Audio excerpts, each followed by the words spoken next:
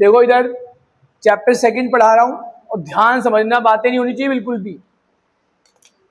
Chapter second में है algebraic expression, की टर्म्स, एग्जांपल। ठीक है, देखो इधर 8वीं क्लास में हमने पढ़ लिया था कि भाई साहब अलजेब्रिक एक्सप्रेशंस क्या होते हैं। वो अलजेब्रिक एक्सप्रेशन होते हैं जिसमें क्या होता है कि वेरिएबल्स भी लगे होते हैं, कांस्टेंट भी लगे होते हैं और ऑपरेशन हो रहा होता है, किसी में प्लस हो रहा होता है, किसी में माइनस हो रहा होता है, किसी में मल्टीप्लाई हो रहा है, किसी में डिवाइड। जैसे 2x + 5 अलजेब्रिक एक्सप्रेशन है, y² + 3y - 8 अलजेब्रिक एक्सप्रेशन है ना।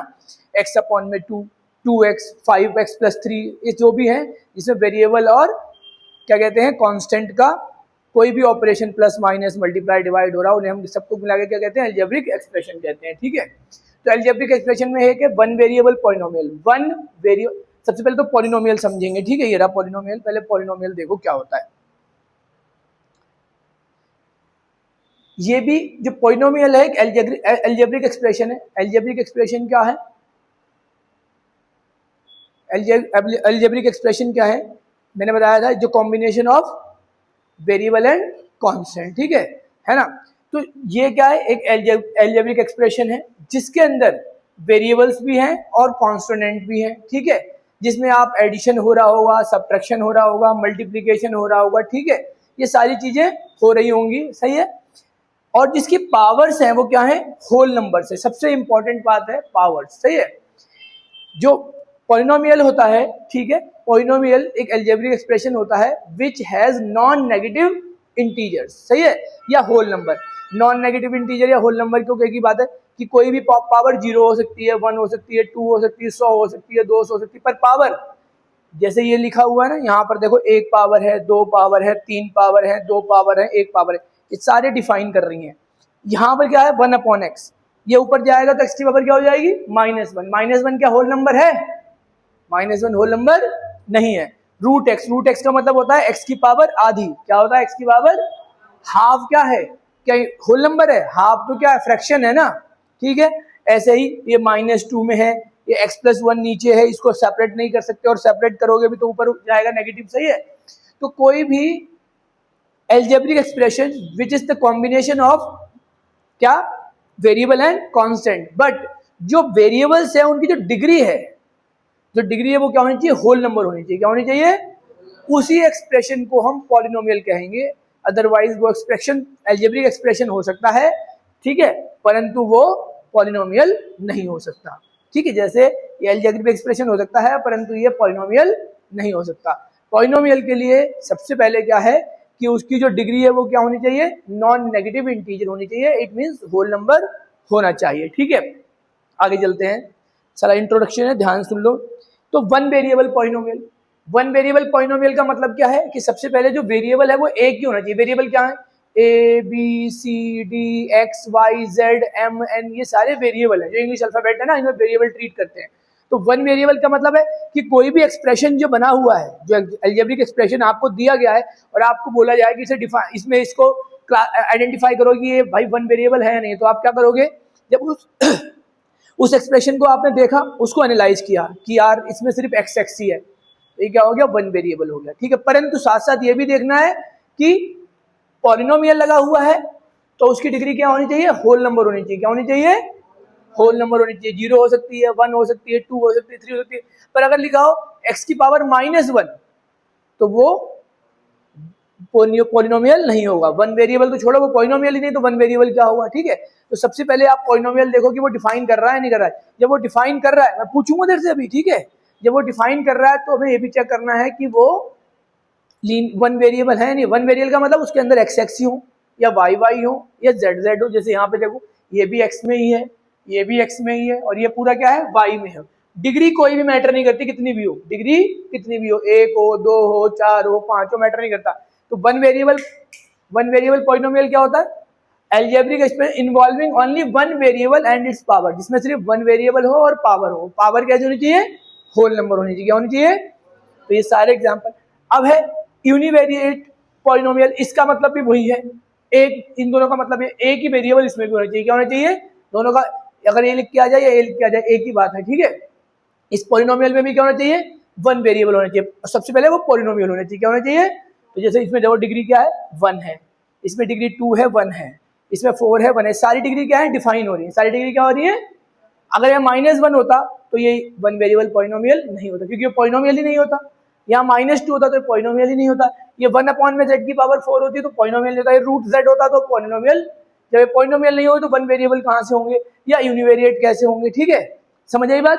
तो जिसमें एक्सप्रेशन हो वो पॉलिनोमियल हो और सिर्फ 1 वेरिएबल हो, एक्सप्रेशन जिसमें पॉलिनोमियल हो और 1 वेरिएबल हो, ठीक है। पॉलिनोमियल मैंने बता ही दिया, ठीक है। पॉलिनोमियल एक अलजेब्रिक एक्सप्रेशन होता है जिसमें वेरिएबल और कांस्टेंट कंबाइन होते हैं, जिसके अंदर ऑपरेशंस हो रहे होते हैं, चाहे वो प्लस हो रहा हो, माइनस हो रहा हो, मल्टीप्लाई हो रहा हो, डिवाइड हो रहा हो, ठीक है। परंतु सबसे इंपॉर्टेंट चीज है कि जो उसकी डिग्री है वो क्या होनी चाहिए, non negative, it means whole number होनी चाहिए। जैसे यहाँ पर सबकी डिग्री होल नंबर के अंदर कंसीडर की है, यहाँ पे देखो कोई भी होल नंबर में नहीं है, इसलिए इनको पॉलिनोमियल नहीं बोला जाएगा।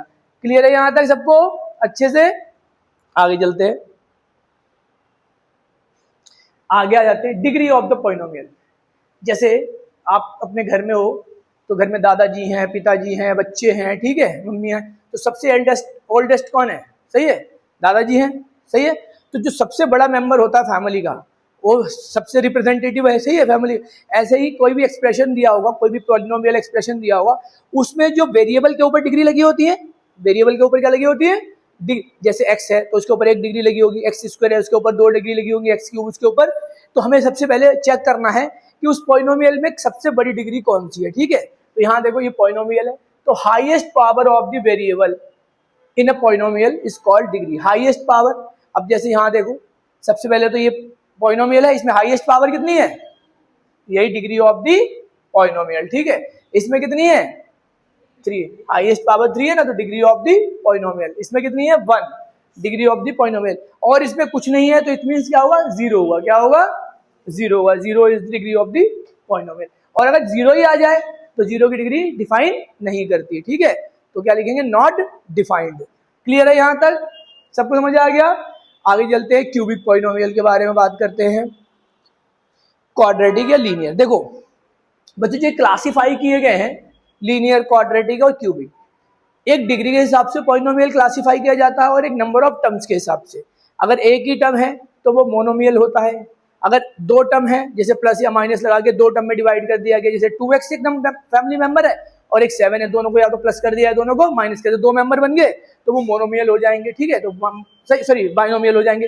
3 मेंबर ऐड कर दिए तो ट्राइनोमियल हो जाएंगे, ठीक है। तो इस तरीके समझ आ गया, वो है नंबर ऑफ टर्म्स के हिसाब से, 1 टर्म वाला है तो मोनोमियल, 2 टर्म वाला है तो बाइनोमियल, 3 टर्म वाला है तो ट्राइनोमियल। अब डिग्री के हिसाब से अगर किसी एक्सप्रेशन में हाईएस्ट डिग्री 3 मिल जाए तो उस एक्सप्रेशन को क्या कहेंगे क्यूबिक पॉलिनोमियल। जैसे इस एक्सप्रेशन में हाईएस्ट डिग्री कितनी है तो ये कौन सा एक्सप्रेशन, तो कौन सा पॉलिनोमियल हो गया क्यूबिक पॉलिनोमियल। इसमें हाईएस्ट डिग्री कितनी है 3 है तो क्या हो गया क्यूबिक पॉलिनोमियल। क्वाड्रेटिक जिसमें 2 डिग्री होती है, इसमें हाईएस्ट डिग्री 2 है, दिस इज क्वाड्रेटिक, 2 है तो इसलिए ये क्वाड्रेटिक होगा। लीनियर जिसमें 1 ही डिग्री होती है, 1 है इसलिए लीनियर, 1 है लीनियर। और कांस्टेंट जितने भी नंबर्स होते हैं 1 2 3 4 5 6 7 8 सारे के सारे वो क्या होते हैं हमारे कांस्टेंट पॉलिनोमियल होते हैं। बट जीरो कांस्टेंट पॉलिनोमियल है, जीरो कांस्टेंट पॉलिनोमियल है या नहीं है, जीरो कांस्टेंट पॉलिनोमियल उसकी डिग्री डिफाइन नहीं कर सकते। क्या नहीं डिफाइन कर सकते, डिग्री डिफाइन नहीं कर सकते, ठीक है। आगे बात समझ है ना, ये 0 आ गया, सही है, पर उसकी डिग्री डिफाइन नहीं कर सकते, सही है। क्लियर हो गई यहाँ तक बातचीत, क्लियर हो गई, कोई दिक्कत है। आगे चलते हैं, ये प्रैक्टिस क्वेश्चन है, ठीक है। आप लोग इसमें से चलो मुझे फटाफट डिग्री बताओ टाइप्स ऑफ पॉलिनोमियल। जैसे ये 2 है तो क्वाड्रेटिक, ये 3 है तो क्यूबिक, ये 3 है तो क्यूबिक। और डिग्री जिस जो क्यूबिक होगा उसकी हाईएस्ट डिग्री 3 हो जाएगी, क्वाड्रेटिक होगा उसकी हाईएस्ट डिग्री 2 हो जाएगी, लीनियर होगा उसकी हाईएस्ट डिग्री 1 हो जाएगी, और कोई नंबर होगा तो उसकी हाईएस्ट डिग्री कितनी हो जाएगी 0 हो जाएगी, ठीक है, सॉरी 1 हो जाएगी, नहीं 0 हो जाएगी, कितनी हो जाएगी 0 हो जाएगी, ठीक है। चलो इतना करो। अब 4 वाले को क्या कहते हैं क्वाड्रेटिक, क्या कहेंगे क्वाड्रेटिक, क्या कहेंगे क्वाड्रेटिक नहीं क्वाड्रेटिक, क्या कहेंगे जिसकी पावर 4 हो, याद रखोगे क्वाड्रेटिक पॉलिनोमियल कहेंगे। क्लियर है, लिख लो एक बार इसको, 1 2 3 वाला क्लियर हो गया, 4 वाला, ठीक है। आगे चलें, आगे आपकी एक्सरसाइज है, ठीक है। एग्जाम्पल पहला देखो, राजू के पास 4 रेड पेंसिल है और ब्लू पेंसिल है। Raju has red pencil and blue pencil, 4 बोल रहा हूँ। राजू के पास रेड पेंसिल है और कितनी है, ब्लू पेंसिल है। ध्यान सुनो word problem. Red box has 4 pens each. देखो एक बॉक्स में, रेड बॉक्स में, एक रेड बॉक्स में कितनी पेन है, 4 पेन है। एक रेड बॉक्स में कितने पेन है, 4 है। ब्लू बॉक्स में 5 पेंसिल आती हैं। तो अगर एक्स रेड बॉक्स है और एक बॉक्स में, इधर सुनो, एक बॉक्स में 4, इधर इधर बेटा, एक बॉक्स में 4 पेन है, तो जितने भी बॉक्स होंगे उसे 4 से मल्टीप्लाई कर दो। जैसे एक बॉक्स में 4 है, 2 में 4 इंटू 8 हो जाएंगे, 3 में 4 3 12 हो जाएंगे। 4 बॉक्स का खरीदोगे तो 16 पेन खरीद लिए, 5 बॉक्स खरीद ले 20, और अगर एक्स बॉक्स खरीदे तो 4x हो गया, नहीं हो गया, कितना हो गया, 4x हो गया। ठीक है, तो नंबर ऑफ रेड बॉक्सेस, ठीक है, x है, तो नंबर ऑफ रेड पेन्स कितने, सॉरी नंबर ऑफ पेन्स कितने हो जाएंगे। अगर आपने रेड x बॉक्स लिए और एक बॉक्स में 4 पेन है तो टोटल नंबर ऑफ पेन कितने हो जाएंगे, 4x हो जाएंगे, नहीं जाएंगे। ऐसे इसमें कितने हो जाएंगे, 5 हो जाएंगे। ठीक है, ये 4x हमारे टोटल पेन हो गए, ये 5 टोटल पेंसिल हो गई। 3 उसको एक्स्ट्रा पेन दे दिए गए, 3 उसको।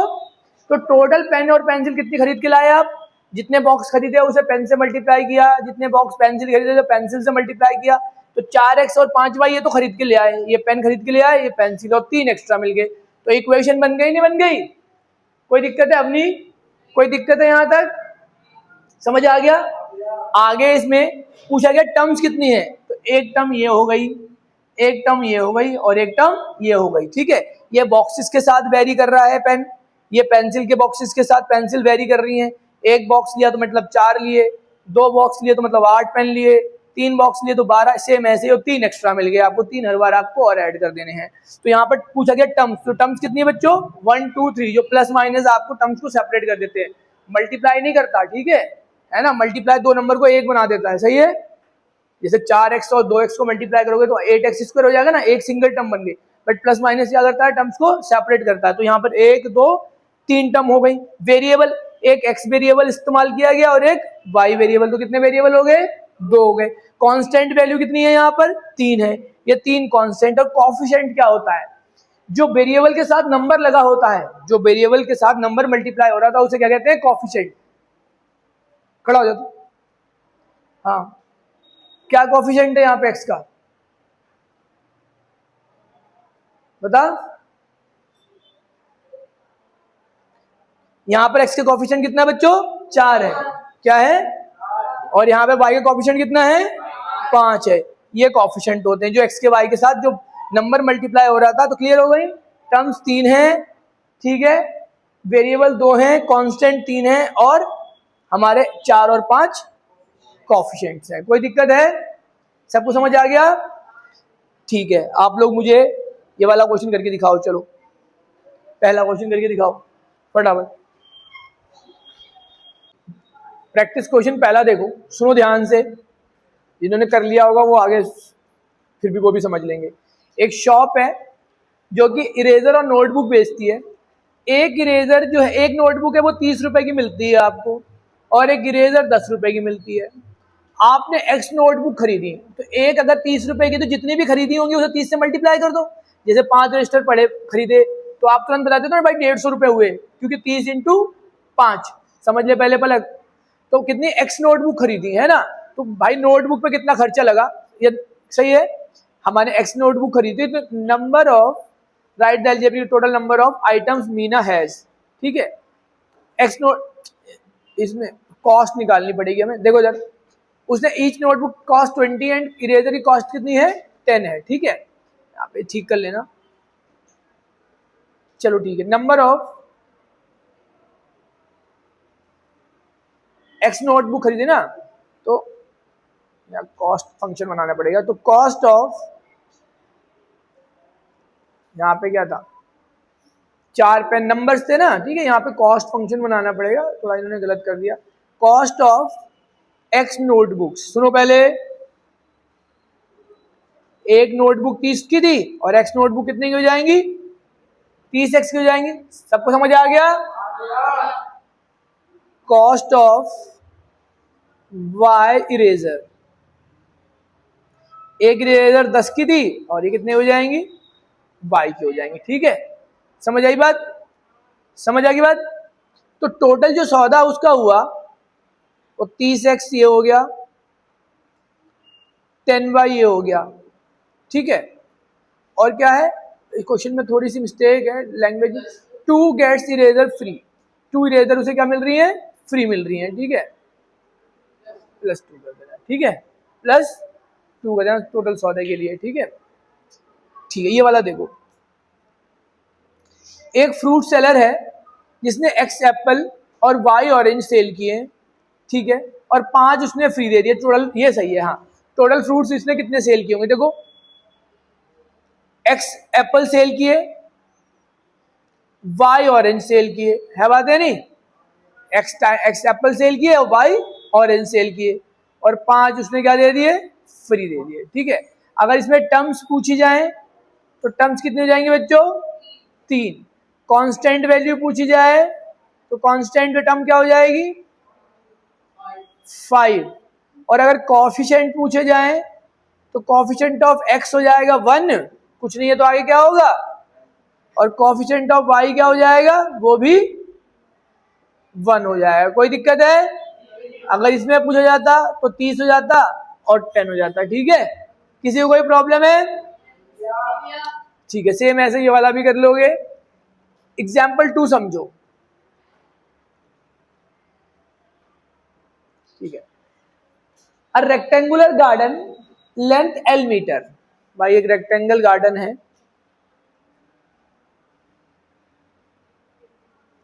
जिसकी लेंथ है वो कितनी है, L मीटर है, कितनी है, L मीटर लेंथ हो गई, ठीक है भाई।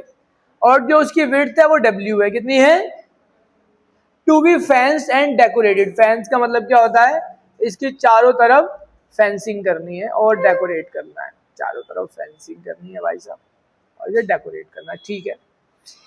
Cost of wiring along the length, अब लेंथ के अलोंग अगर वो लेंथ पे खर्चा करे, लेंथ पे फेंसिंग करे या डेकोरेशन करे, तो एक लेंथ पे कितने रुपए लगता है उसे, 100 रुपए लगते हैं पर मीटर, कितने मीटर लगते हैं, 100 रुपए पर मीटर लगते हैं, ठीक है भाई साहब। तो लेंथ कितनी है, एक इधर भी लेंथ है और एक इधर भी लेंथ है, तो यहाँ पे भी खर्चा करेगा, 100 रुपए का करेगा नहीं करेगा, जितने मीटर है, यहाँ पे भी खर्चा करेगा कितने रुपए का, 100 रुपए का, या आप ऐसे कह सकते हो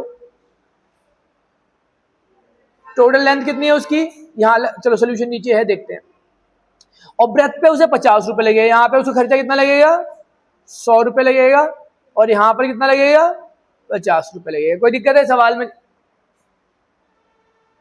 तू सुन रहा है, समझ रहा है, ठीक है, अभी पूछूंगा मैं आगे।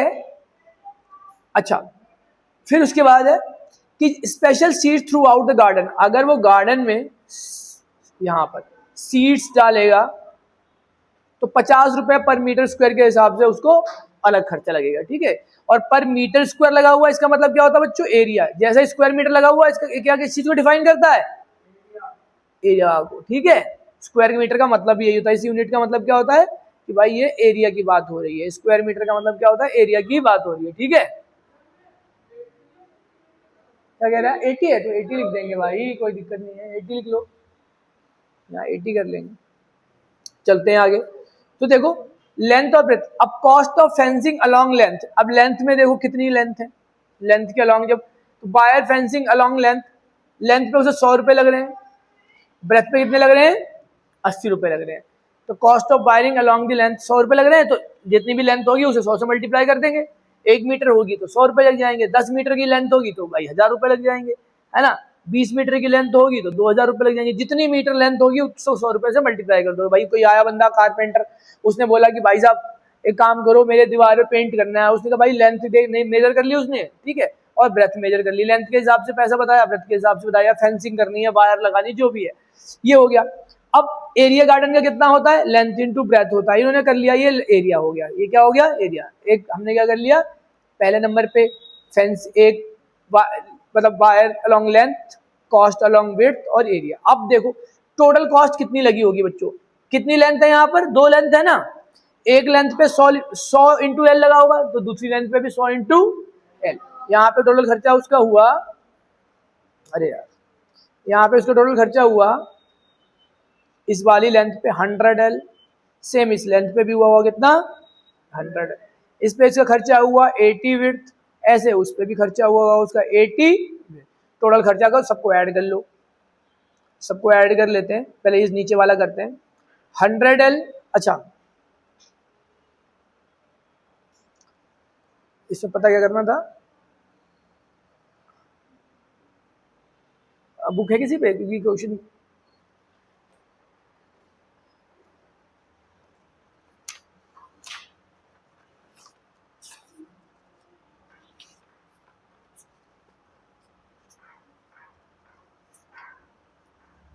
स्पेशल, ठीक है, held along this what is the total cost, what is the total cost incurred, total cost incurred. ठीक है, पकड़ना जरा, इन्होंने ये गलत कर रखा है। ठीक है, ये जो क्वेश्चन मैंने सोल्यूशन डाला हुआ है ये गलत डाला हुआ है, सही है, इसलिए मैं कह रहा था।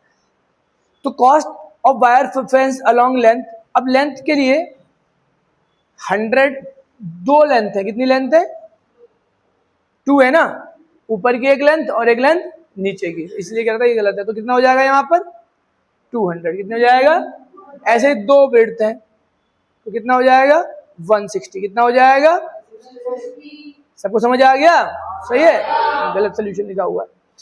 और गार्डन का जो एरिया हुआ वो लेंथ इंटू ब्रेथ हो गया, लेंथ और ब्रेथ हो गया, और उसके हिसाब से कितना खर्चा हो रहा है 50, ये उसका खर्चा हो गया सीड्स डालने के गार्डन में, समझ आई बात।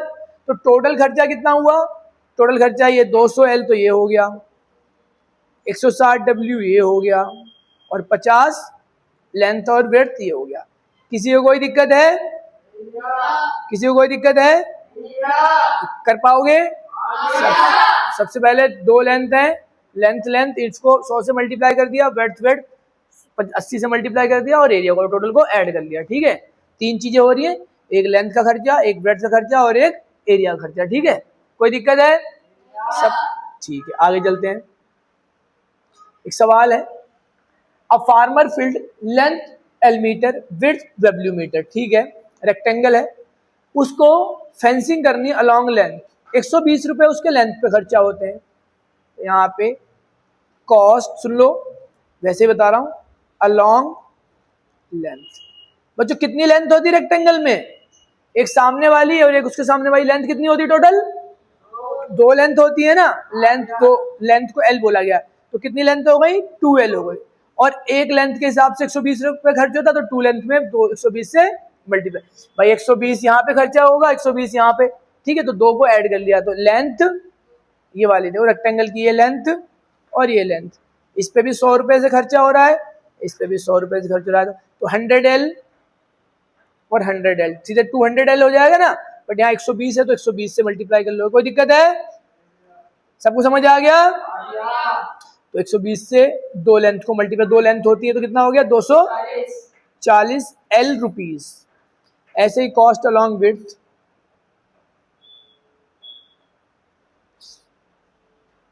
ये लेंथ हो गया, विड्थ कितनी विड्थ हो जाएंगे बच्चों 2, और विड्थ को क्या बोला गया W बोला गया, कितना बोला गया, तो 2W, और कितने रुपए से खर्च हो रहे हैं विड्थ पे 90 रुपए, कितने खर्च हो रहे हैं 90 रुपए पर मीटर, तो विड्थ पे खर्चा आ गया आपका 180 रुपीज, कोई दिक्कत है। अब आ जाता है एरिया, एरिया क्या होता है रेक्टेंगल का, लेंथ इंटू, एरिया क्या होता है लेंथ इंटू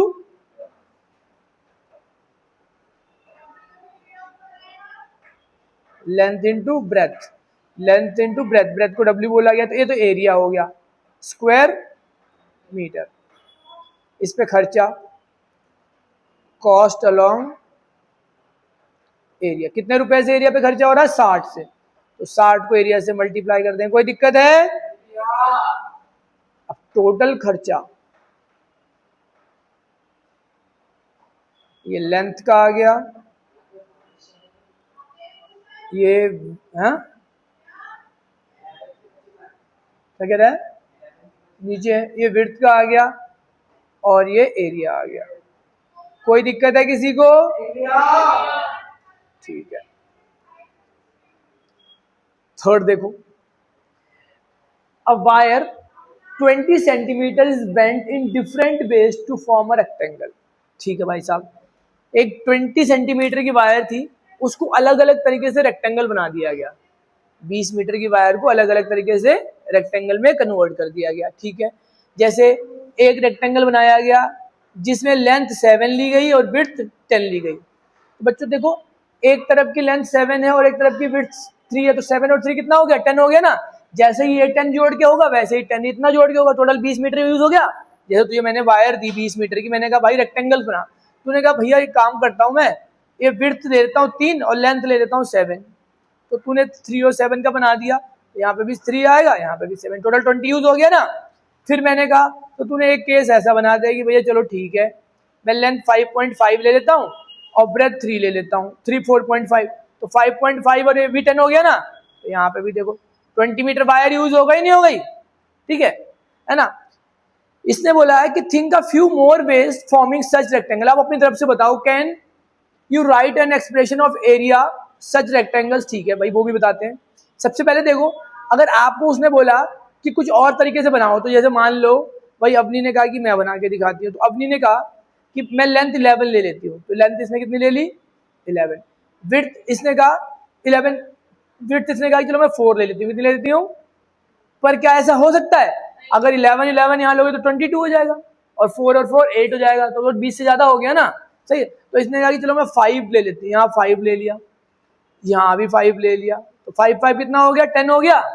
तो फिर तूने क्या किया, यहाँ पे अब सेम लेना चाहिए क्योंकि लेंथ ब्रेथ सेम होती है, तो यहाँ पे भी तुझे 5 लेना पड़ेगा और यहाँ पे भी 5। स्क्वायर हो गया, बट स्क्वायर एक रेक्टेंगल जो है वो स्क्वायर हो सकता है, स्क्वायर रेक्टेंगल। दूसरा केस, जैसे किसी ने बोला कि मैं भी भाई ट्राई करूंगा, मैंने कहा ठीक है, तो किसी ने मान लो ये ले ली 4, ठीक है, और ये 6 ले ली, तो 4 और 6 कितना हो गया? 10 हो गया। तो इधर भी 4 आ जाएगा, इधर भी 6 आ जाएगा। तो इस तरीके से आप उस 20 को यूज कर सकते हो, नहीं कर सकते हो? तो आप बहुत सारे, हाँ, तो फ्यू मोर वेज तो आप बना के दिखा दोगे। ठीक है, कोई दिक्कत है? ठीक है, आगे उसने बोला है कि इसका एरिया, तो एरिया में आपने क्या कर लिया? लेंथ को x मीटर मान लिया, लेंथ को क्या मान लिया? x मीटर मान लिया, और विड्थ 10 - x। कौन से केस से? पहले वाले केस से। पहले वाले केस से अगर मान लो इसमें लिखा हुआ है कि अगर आपने पहले केस में लेंथ 7, मतलब लेंथ को, जैसे लेंथ हमारी टोटल कितनी हो रही है यहाँ पर, फॉर एग्जांपल किसी ने मान लिया कि लेंथ x मान ली और विड्थ कितनी मान ली? 10 - x मान ली, 10 - x मान, तो एरिया कितना हो गया? Length into breadth.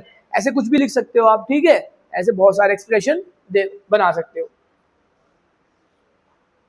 Can you identify terms and variable? Terms कितनी है इसके अंदर?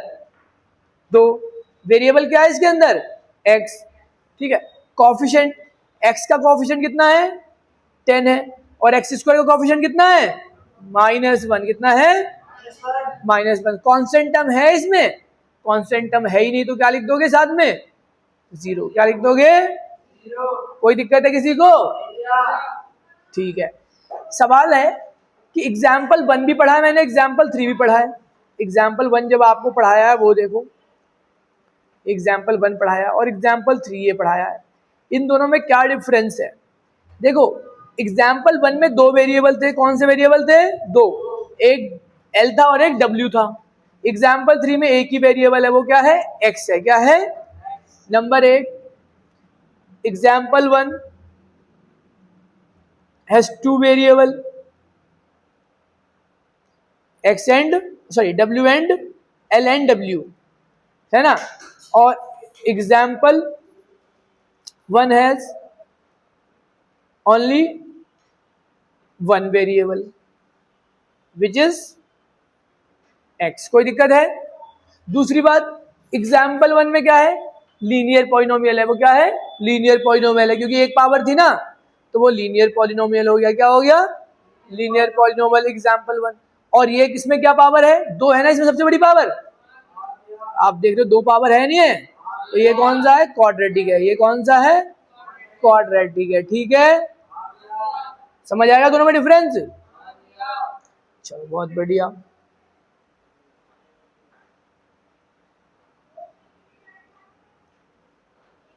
अच्छा, वो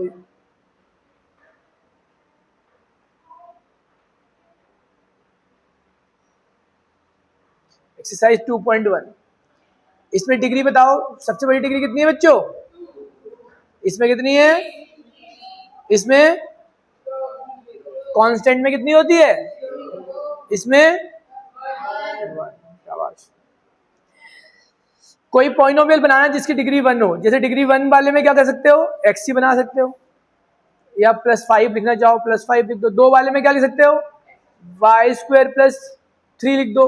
3 वाले में क्या लिख सकते हो, x³ 2x + कुछ भी लिख दो, कुछ भी, मतलब अपने अपने लोग अलग अलग वेरी कर सकते हैं आंसर, ठीक है। इसमें x² का कोफिशिएंट कौन सा है, x² में कोफिशिएंट क्या है बच्चों, कितना है 6 है, x² कोफिशिएंट कितना है 6 है, और x³ का -3। इसमें x² कोफिशिएंट 6 है और x³ का -3, ठीक है। चौथा क्वेश्चन है कोफिशिएंट ऑफ z, z का कोफिशिएंट देखो, what is the coefficient of z, z है इसके अंदर, z³ है, z² है, z तो है ही नहीं भाई, z तो इसके अंदर है ही नहीं, z³ है, z² है, z है क्या, तो कोफिशिएंट ऑफ z क्या हो जाएगा, है ही नहीं, तो क्या हो जाएगा 0। अगर z³ पूछा जाता तो 4 आ जाता, z² पूछा जाता तो 5 आ जाता। कांस्टेंट टर्म, इसके अंदर कांस्टेंट टर्म कितनी आ गई, -10। पूरी एक्सरसाइज खत्म हो गई, सबको समझ आया पूरा, शाबाश।